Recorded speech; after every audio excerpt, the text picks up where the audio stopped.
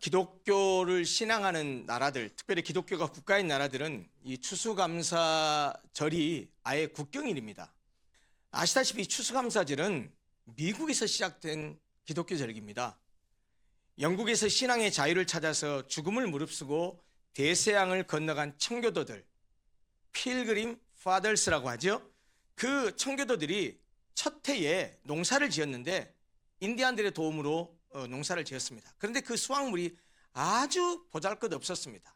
그럼에도 불구하고 첫 해에 농작물 수확을 걷게 하신 하나님의 은혜에 감사해서 하나님께 감사 예배를 드리고 그들을 도와줬던 인디언들을 초대해서 축제를 벌인 데서 이 추수감사절이 유래되었습니다. 지금은 세상이 변해서 농경사회가 아닙니다. 이제는 산업사회가 되었습니다. 그렇지만 추수감사절에 담긴 정신과 의미는 여전히 유효합니다. 농경사회에 살던 사람들이 한 해 농사의 결과로 추수를 한 후에 하나님께 감사했던 것처럼 직장을 다니고 장사를 하고 사업을 하고 조그마한 자영업을 운영하고 하는 그런 삶을 우리가 살고 있지만 그렇게 살아가는 우리들 모두가 역시 한 해 동안 지켜주시고 함께 하시고 은혜 주신 하나님께 감사하는 것, 그것이 추수감사절의 의미이고 또 그렇게 감사하는 것은 우리 신앙인으로서는 마땅한 일이라 생각됩니다. 여러분, 우리 그리스도인은 무엇으로 살까요? 세상 사람들은 돈으로, 명예로, 권력으로, 쾌락으로 살지 모르지만 우리 그리스도인은 하나님의 은혜로 삽니다. 그리고 은혜로 사는 그리스도인의 특징과 정체성 중에 하나는 바로 감사입니다. 감사가 그리스도인을 세상 사람과 구별되게 하고 감사가 그리스도인을 그리스도인 되게 합니다. 본문은 예루살렘에 가시는 도중에 한 마을에 들어가셨던 예수님께서 그 마을 외곽에 격리되어서 집단 생활을 하며 살고 있었던 10명의 나병 환자들을 만나서 일어났던 일입니다. 나병 그러면 소록도 연상되실 겁니다. 아마 그 나병 환자들이 격리되어 있었어요. 격리되어서 마을 밖에서 따로 살아야 했습니다. 그리고 이 나병 환자들은 일반인들에게 접근조차 허용되지 않았습니다. 비록 그들이 마을 바깥에서 격리된 삶을 살았지만 귀신을 쫓아내고 모든 질병을 치유하시면서 기적과 이적과 표적을 행하시는 예수님의 명성에 대해서는 격리된 그들도 익히 들어서 알고 있었습니다. 그들은 예수님을 만나기만 하면 자신들의 나병도 예수님께 고침받을 수 있다라는 희망이 있었을 것입니다. 그래서 어떻게 하면 주님을 만날 수 있을까 고대했을지 모릅니다. 근데 갈 수가 없잖아요. 나갈 수가 없잖아요. 주님 만나기를 간절히 소망했지만 그들에게는 원천적으로 그것이 봉쇄된 삶을 살았습니다. 그런데 어느 날 예수께서 그 마을에 들르신다는 소식을 들은 거예요. 다른 사람들과 접촉해서는 안 된다라고 하는 이 레위기의 율법 때문에 그들은 예수님을 먼 발치에서 바라볼 수밖에 없었습니다. 예수님께 다가갈 수 없었다는 말입니다. 그들이 할 수 있었던 것은 유일했습니다. 그냥 예수님을 향해서 소리쳐 외쳐 부르는 것뿐이었습니다. 13절에 우리가 아까 본문을 읽을 때 예수 선생님이여 우리를 불쌍히 여기소서 이렇게 읽었지만 이 나병 환자들이 그렇게 얘기했겠어요? 놀라지 마세요. 예수 선생님이여 우리를 불쌍히 여기소서! 얼마나 간절히 불렀겠습니까? 다행히 그들의 외침을 예수님께서 들으셨습니다. 그런데요, 그저 먼 발치에 떨어진 그 예수님이 그 환자들의 나병 환자들 소식을 듣고 그 얘기를 듣고 말씀만 하십니다. 뭐라고 말씀하셨느냐? 가서 제사장들에게 너희 몸을 보이라 이렇게 말씀하셨습니다. 레위기 14장 2절에 따르면 나병 환자가 제사장을 방문해서 자신의 몸을 보이는 이 행위는 나병 들어서 고통을 겪고 있는 그 사람이 다 치유된 다음에 밟아야 된 절차였습니다. 제사장이 가서 몸을 보이고 제사장이 판정해서 그래 다 나았다라고 해서 나병의 완치를 검증받는 규례였습니다. 반드시 그렇게 해야 다시 일상생활로 복귀할 수 있었습니다. 가족으로도 돌아가고 그리고 다른 사람과 함께 어울릴 수 있는 마을로 돌아올 수 있었어요. 그것을 하는 것이 제사장이 하는 일이었습니다. 그러니 예수님께서 그들에게 제사장들에게 가서 너희 몸을 보이라 라고 한 것은 나병이 깨끗해졌음을 확인받으라는 말입니다. 그런데 이 예수님 말씀을 들은 10명의 나병 환자가 예수님 말씀을 따라서 제사장에게 몸을 보이기 위해서 떠났습니다. 근데 여러분, 그 당시에 그들의 몸에는 아무런 변화가 없었습니다. 그들의 병이 나은 것이 아니었다는 말이에요. 그런데도 예수님의 말씀을 따라서 제사장에게 갔다라는 말은 가서 다 나았다는 사실을 확인받으라는 말씀이구나 라는 믿음이 있었던 것 같아요. 그 믿음 따라서 제사장에 가는 길 도중에 그들의 몸이 깨끗해졌습니다. 예수님의 말씀에 순종하여 행할 때 병 고침의 이적이 일어난 것입니다. 특별히 아람 나라의 군대 장관 나아만이 선지자 엘리사에게 찾아갔을 때 엘리사가 요단강에 가서 몸을 씻으라 했을 때 그 말에 처음에는 기분 나빴지만 왜? 나와서 코빼기도 안 보이거든요. 엘리사가 능력이 있다고 해서 찾아왔는데 코빼기도 안 보이고 요단강에서 몸 씻으라 라고 얘기하니까 처음에는 화도 났지만 같이 갔던 종이 아이고 장관님 왜 그러십니까? 먼 길 찾아왔는데 이 선지자님이 그래서 가서 몸 씻으라고 하니까 한번 순종해 보시죠. 그래서 그래도 엘리사가 그렇게 얘기했으니까 그 말에 순종해 보지 라고 해서 요단강에 가서 몸을 씻을 때 나아만 장군도 깨끗하게 나병이 씻음 받았습니다. 그랬던 것처럼 이 본문에 나오는 나병 환자 10명도 예수님의 말씀에 순종해서 제사장들에게로 가던 도중에 모두 고침을 받았습니다. 주님께 은혜를 받았다는 말입니다. 그런데 10명이 모두 고침을 받았지만 그 이후의 반응은 1대 9의 비율로 전혀 달랐습니다. 자기가 낳은 것을 보고 큰 소리로 하나님께 영광을 돌리고 제사장에게 가던 길에서 돌아와 예수님께 감사를 드린 사람은 한 명밖에 없었습니다. 은혜는 똑같이 받았지만 한 명만 감사했고 나머지 9은 감사할 줄 몰랐습니다. 다시 돌아와 엎드려 감사하는 사람이 한 사람밖에 없는 것을 보신 주님은 너무나 안타까워하십니다. 17절에 이렇게 말하고 있죠. 예수님의 말씀입니다. 10사람이 다 깨끗함을 받지 아니하였느냐? 내가 너희들 모두에게 은혜를 베풀지 아니하였느냐? 그 9은 어디 있느냐? 이 이방인 외에는 하나님께 영광을 돌리러 온 자가 없느냐? 16절에 보면 예수의 발 아래 엎드려서 감사한 사람에 대해서 마지막 사족처럼 설명하고 있어요. 그가 누구라고요?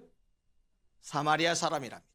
그리고 이 17절에 예수님 말씀, 이 이방인 외에는 10명 가운데 돌아와서 감사한 그 사람을 가리키면서 그 사마리아인이라 그랬잖아요. 그 이방인 외에는 하나님께 영광을 돌리러 온 자가 없느냐? 라고서 9명을 질책하는 듯한 9명에 대해서 서운한 듯한 감정을 표현하셨는데 여러분, 사마리아 사람이 어떤 사람입니까? 사마리아인이 유대인들에게 개 취급당했던 사람이에요. 사람 취급도 못 당했던 사람이에요. 그런데 정작 돌아와서 감사한 사람은 바로 그 사마리아인이었어요. 그걸로 미뤄보면 9명은 필시 유대인이었던 게 틀림없습니다. 여러분, 10명이 모두 다 똑같이 나병으로부터 치유를 받았는데 왜 9은 감사할 줄 모르고 한 사람만 예수님께 돌아와서 감사했을까요? 왜 똑같이 은혜를 입었는데 어떤 사람은 주님께 감사하고 또 어떤 사람은 감사할 줄 모를까요? 9명이 왜 감사하지 않았을까? 추측을 해봅니다. 저는 2가지로 추측이 돼요. 첫째, 가던 도중에 나았어요. 뭐라? 웬 기적? 예수님이 뭐 손을 얹고 기도해 준 것도 아니고 약을 발라준 것도 아니고 아무런 조치도 안 하셨어요. 그래서 그저 가서 제사장이 몸을 보이라 그랬는데 가는 도중에 보니까 예수님이 나한테 한 건 아무것도 없어. 그런데 몸이 나왔어. 아, 그러니까 우연히 재수가 좋게 이렇게 나왔구나 라고 생각했을지 모릅니다. 이건 뭡니까? 하나님이 주신 은혜를 은혜로 여길 줄 모른다라는 말이에요. 두 번째 추측입니다. 자, 가다가 나왔어요. 깨끗해졌어요. 이야, 진짜 주님이 은혜를 베푸셨네. 너무 감사하네. 라고 생각했을지 몰라요. 근데 여러분, 그들에게는 은혜를 은혜로 받아들였을지라도 급한 것이 있었어요. 뭐가 급했을까요? 가서 제사장이 몸을 보여서 나병 다 나았어. 판정을 받은 다음에 빨리 가족에게 돌아가고 싶고 빨리 사회에게 복구하고 싶은 그 마음이 더 커서 예수님께 감사하는 것을 잊어버렸을지 몰라요. 전자든 후자든 하나님의 은혜를 은혜로 여기지 않았든 하나님의 은혜로 여겼지만 그것보다 하나님께 감사하는 것보다 다른 것에 우선순위를 두었던 것이 바로 9명의 나병 환자와 돌아와 예수께 감사한 한 사람과의 차이점이었습니다. 돌아와서 감사한 사마리아인은 아마 몸이 깨끗해진 것을 보고 그것이 주님의 힘을 깨닫고 감사했을 것입니다. 성경에 없는 얘기지만 아마 그 한 명의 사마리아는 이렇게 생각했을 것 같아요. 어머나 세상에 이럴 수가. 제사장에게 몸을 보이시라고 하시더니 이렇게 깨끗하게 치유해 주시려고 가서 확인받으라고 하신 거야. 내가 그 자리를 떠났을 때는 아무런 몸에 변화가 없었지만 내가 말씀에 순종하면 예수께서 이렇게 나를 깨끗하게 치유하실 것이라는 것을 주께서 나에게 말씀하시고 그걸 확인받으라고 하신 거야. 이건 예수님의 능력이야. 이건 예수님이 나에게 베푸신 은혜야. 제사장에게 가서 확인받는 것도 중요하지만 먼저 예수님께 돌아가서 감사해야겠어. 아니, 반드시 먼저 그렇게 해야 돼 라는 생각을 하고 돌아오지 않았을까라고 생각됩니다. 그는 예수께서 자신을 긍휼히 여기시고 은혜를 베풀어 주셔서 자신이 고침받게 되었음을 깨달았습니다. 그래서 큰 소리로 하나님께 영광을 돌렸고 제사장에게 가던 발걸음을 돌려 돌아와 예수님의 발 아래 엎드려 감사했습니다.